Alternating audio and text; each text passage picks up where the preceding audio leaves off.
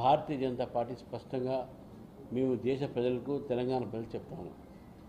ఒకవైపు పార్లమెంట్లో జరుగుతున్నటువంటి అనేక విషయాలపైన ఈరోజు మాట్లాడటానికి అక్కడ ఉన్నటువంటి ప్రతిపక్ష నాయకుడే గాయమైపోతాడని చెప్పకుండా ఎప్పుడో ఒకసారి ఈరోజు అటువంటి వాళ్ళు ఈరోజు భారతీయ జనతా పార్టీ నాయకుల మీద మాట్లాడటం అనేది చాలా హాస్యప్రదంగా ఉంది.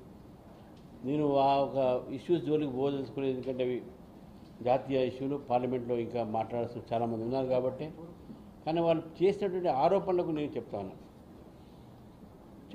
నేను ఈరోజు ముఖ్యమంత్రి గారు దాదాపు ఈ 18-19 నెలగా వారు ముఖ్యమంత్రి అయినప్పటి నుంచి ఢిల్లీకి 46 సార్లు, ఇప్పుడు నేను సుభాష్ గారు ఇద్దరు లెక్క తీసిన 46 సార్లు వచ్చారు.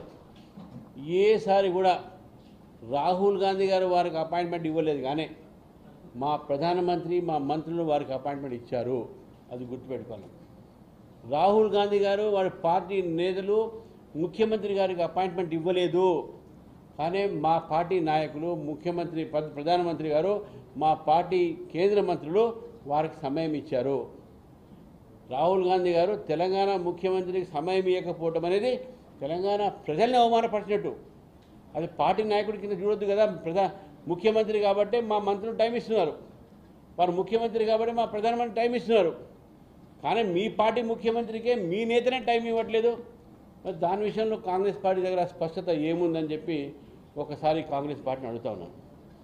మరి రెండో వైపు పదే చెప్తా ఉన్నారు, 42% రిజర్వేషన్లు పెట్టి ఈరోజు కేంద్రం మీద తోసి ఈరోజు తెలంగాణ బీసీలకు మీరు ఇచ్చినట్టు హామీ, తెలంగాణ బీసీ సమాజానికి ఇచ్చినట్టు హామీ మీరు ఏ విధంగా నెరవేరుస్తారని చెప్పేసి అడుగుతా ఉన్నాం.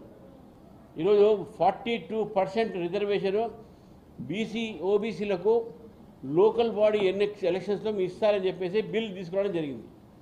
ఆ బిల్లు భారతీయ జనతా పార్టీ మీకు పూర్తిగా మద్దతు చేసింది.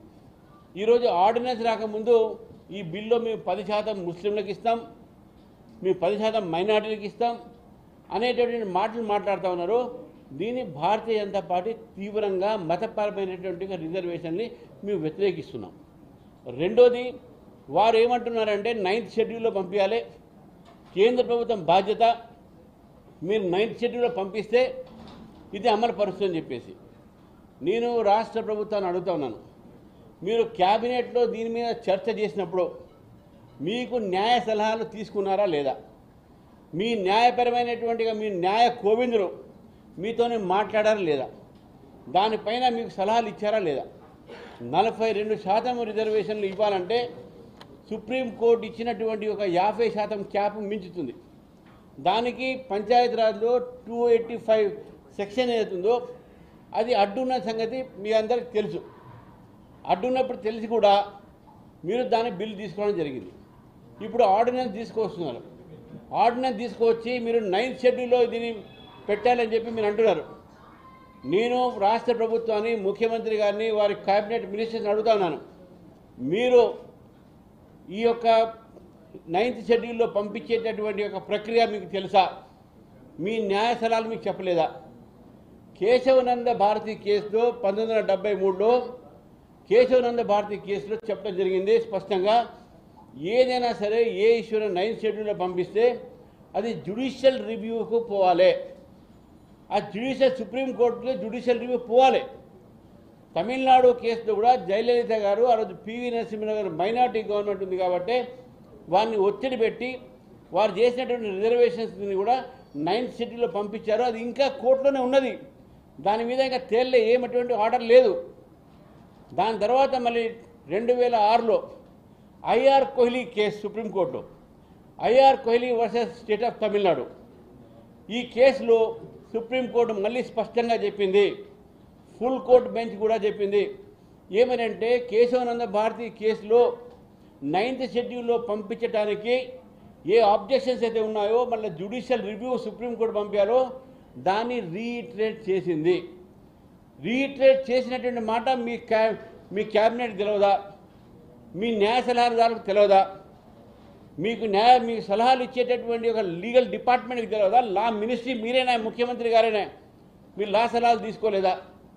కాబట్టి ఈ యొక్క 9th షెడ్యూల్లో పంపించాల్సినటువంటి ఏదైతే లీగల్ ఎంబార్గో ఉందో మీకు తెలిసినప్పుడు కూడా ఈరోజు తెలంగాణ ఓబీసీ సమాజానికి మీరు ఈరోజు తప్పుదారి పట్టించారు.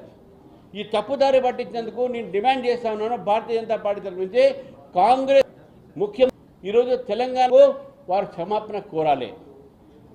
వారు తప్పుదారి పట్టించినందుకు, వారిని దగా చేసినందుకు, వారిని మోసం చేసినందుకు 42% మీరు రిజర్వేషన్లు ఇస్తా అని చెప్పి ఇవ్వకుండా మీరు చేసేటటువంటి పనిని కేంద్రం మీద తోసి అక్కడ ఉన్నటువంటి ఒక న్యాయపరమైన చిక్కులు తెలిసినప్పటికీ కూడా సుప్రీంకోర్టు జడ్జిమెంట్ ఉన్నప్పటికీ కూడా మీ పంచాయతీరాజ్ సెక్షన్స్ 285 ఉన్నప్పటికీ కూడా ఎందుకు దీని మీద మాట్లాడకుండా మీరు ఈరోజు దీని విషయాన్ని ముందుకు తీసుకొచ్చి తెలంగాణ ఓబీసీలకు వాళ్ళతో చెలగాట మాడుతున్నారు. మీ ఓటు బ్యాంక్ పాలిటిక్స్ కోసము మీకు తెలుసు ఇది జరగదు, ఇది జరగలేదని చెప్పేసి తెలిసినప్పుడు కూడా మీరు చేస్తున్నారంటే ఈరోజు మీరు ఈ తెలంగాణ బీసీ సమాజాన్ని మోసం చేస్తూ ఉన్నారు.